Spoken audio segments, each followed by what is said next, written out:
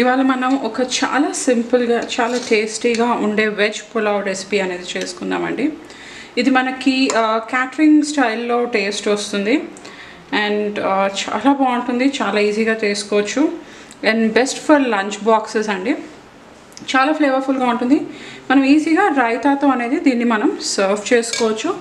So ఈ process ఏంటి, ఎలా చేయాలి అన్నది మనం స్టార్ట్ చేసేద్దాము. నేను ముందుగా ఇక్కడ ఒక మిక్సీ జార్ తీసుకున్నానండి. ఇందులో మనకి ఫస్ట్ బిర్యానీ మన వెజ్ పులావ్కి కావాల్సిన పేస్ట్ అనేది రెడీ చేసుకుందాం. ఇందులో నేను పచ్చిమిరపకాయ తీసుకున్నాను, కొద్దిగా పుదీనా, కొన్ని కాజు, ఒక మీడియం సైజ్ టమాటో అండ్ ఒక టేబుల్ స్పూన్ అల్లం వెల్లుల్లి పేస్ట్. నేను ఇదంతా ఫస్ట్ ఒక ఫైన్ పేస్ట్ లాగా చేసేసుకుంటాను. దీనిలాగా మనం ఫైన్ పేస్ట్ కింద చేసి పక్కన పెట్టుకోవాలి. ఇప్పుడు మనం రైస్ అనేది వేసేసుకుందాం. నేను ఇక్కడ 1.5 గ్లాస్ బాస్మతి రైస్ తీసుకున్నానండి. ఇది నేను వాష్ చేసి ఒక 15 మినిట్స్ నానబెట్టి పెట్టుకున్నాను. వీటన్ని ఇంగ్రీడియంట్స్ ఎగ్జాక్ట్ ఎంతెంత తీసుకున్నాను అనేది నేను కింద డిస్క్రిప్షన్లో మొత్తం డీటెయిల్గా పెడతాను, మీరు అది చూసి ఫాలో అవ్వచ్చు. ఇప్పుడు మనం ప్రాసెస్ అనేది స్టార్ట్ చేసేద్దాం. నేను ముందుగా ఇక్కడ ఒక ప్యాన్లో ఆయిల్ తీసుకున్నాను, అంటే అప్రాక్సిమేట్గా 2 టేబుల్ స్పూన్స్ ఆఫ్ ఆయిల్ తీసుకున్నాను. ఇందులో మనం ఫస్ట్ డ్రై స్పైసెస్ వేసుకుందాం.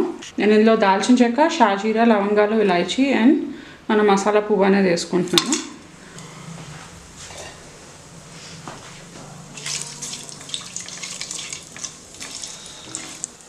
నేను నెక్స్ట్ ఇందులో కొన్ని కాజు వేసుకుంటున్నాను.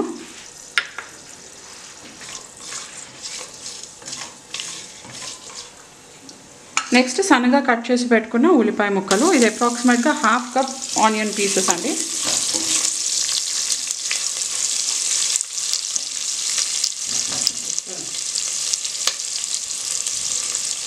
మనం ఎప్పుడు ఆనియన్స్ కొంచెం ఫ్రై అయ్యే వరకు దీన్ని బాగా కుక్ చేసుకోవాలి.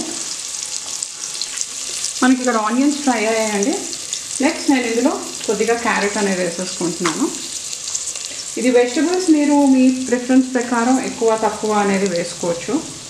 అండ్ కొద్దిగా బీన్స్ అండ్ కొన్ని ఆలు, ఇవన్నీ మనం మంచి మిక్స్ ఇచ్చి ఒక 5 మినిట్స్ కొంచెం ఫ్రై చేసుకుందాము. ఇప్పుడు ఇందులో వెజిటబుల్స్ కొంచెం ఫ్రై అయ్యాయండి. ఇందులో మనం ముందుగా చేసి పెట్టుకున్న పేస్ట్ అనేది వేసేసుకుందాము.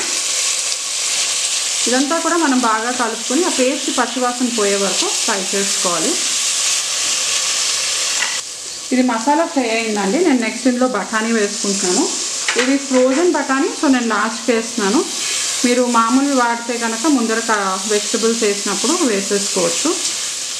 నెక్స్ట్ నేను ఇందులో వీటికి సరిపడా సాల్ట్ అనేది వేసేస్తున్నాను. ఈ రకంగా వేసుకుంటే ఏంటంటే మనకి రైస్లో సాల్ట్ అనేది కరెక్ట్గా ఉంటుంది. వాటర్ పోసిన తర్వాత ఒకసారి మళ్ళీ మనం ఎలాగైనా చెక్ చేసుకోవచ్చు.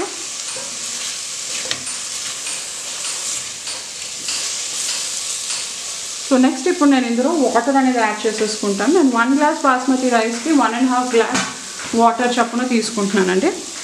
సో ఇది కొద్దిగా వాటర్,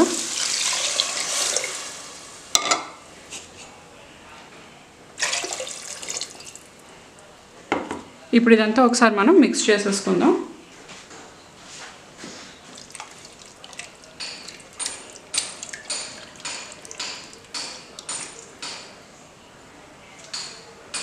ఈ స్టేజ్లో మీరు ఒకసారి సాల్ట్ చెక్ చేసుకోండి. సాల్ట్ కరెక్ట్ చేసుకుని మీరు రైస్ వేసేసుకోవచ్చు.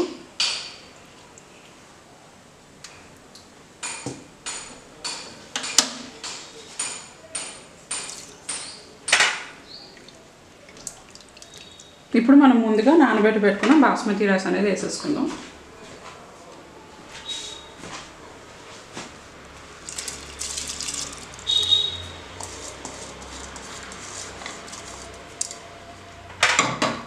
ఇప్పుడు మనం ఇదంతా ఒకసారి బాగా మిక్స్ చేసి పెట్టేసుకుందాం. ఇప్పుడు నేను ఒక 5 మినిట్స్ ఫ్లేమ్ అనేది కొంచెం హైలో పెడుతున్నానండి. ఇది ఒక బాయిల్ వచ్చిన తర్వాత మనం సిమ్ చేసి మూత పెట్టుకుని కుక్ చేసుకోవాలి. మనకి ఇది ఇలా కొంచెం మరుగు రాగానే నేను ఇందులో కొద్దిగా కొత్తిమీర వేసేసుకుంటున్నాను. ఇదంతా ఒకసారి నేను మిక్స్ చేసేసి ఫ్లేమ్ అనేది లోలో పెట్టుకుంటున్నానండి. నేను ఇప్పుడు ఇదంతా ఒకసారి కలిపేసుకున్నానండి. ఇప్పుడు నేను ఇది మూత పెట్టుకుని కుక్ చేసుకుంటాను. అప్రాక్సిమేట్గా మనకు ఒక 10 minutes పడుతుంది. మనకి ఇప్పుడు ఇది రైస్ ఆల్మోస్ట్ కుక్ అయిపోయిందండి. 3/4 డన్ అని చెప్పొచ్చు. ఇలాంటి స్టేజ్లో మీరు ఏం చేయొచ్చు అంటే టేస్ట్ ఇంకా ఎన్హాన్స్ అయ్యి మెతుకు బాగా రావడానికి మనం దీన్ని అల్యూమినియం ఫాయిల్తో కవర్ చేద్దాము. మనం ఇలా చేయడం వల్ల ఏంటి అంటే మనకి అది బాగా మెతుకు అనేది కుక్ అవుతుంది.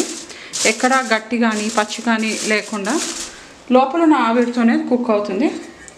ఇప్పుడు నేను ఇది మూత పెట్టేసుకుని ఇంకా లో ఫ్లేమ్లో ఒక 5 minutes కుక్ చేసుకుంటాను. ఇప్పుడు ఒక 5 minutes అయిందండి. మూత తీసి చూద్దాము.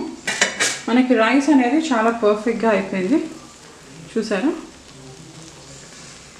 మీరు ఎప్పుడైనా ఏదైనా రైస్ చేసినప్పుడు వెంటనే సర్వ్ చేయకూడదండి. దీన్ని ఒక 5 minutes రెస్ట్ అనేది ఇవ్వాలి.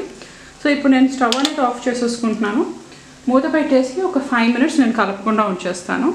మనకు ఆ రకంగా ఉంచితే ఏంటంటే రైస్ అనేది విరగకుండా బాగా వస్తుంది.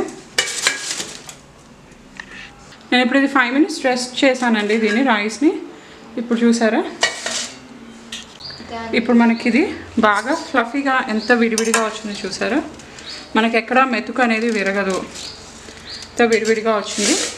దీన్ని మనం ఆనియన్ రైతాతో సర్వ్ చేసుకోవచ్చు. సో మనకి క్యాటరింగ్ స్టైల్ వెజ్ పులావ్ అనేది రెడీ అయిపోయిందండి. ఈ రెసిపీకి ఎగ్జాక్ట్గా ఇంగ్రీడియంట్స్ ఏంటి అన్నది నేను కింద డిస్క్రిప్షన్ బాక్స్లో పెడతాను. సో ఈ రెసిపీ మీరు ట్రై చేయండి. ఎలా వచ్చిందో కామెంట్ పెట్టండి. ఇంకో రెసిపీతో మళ్ళీ కలుద్దాం. అంతవరకు బాయ్, టేక్ కేర్.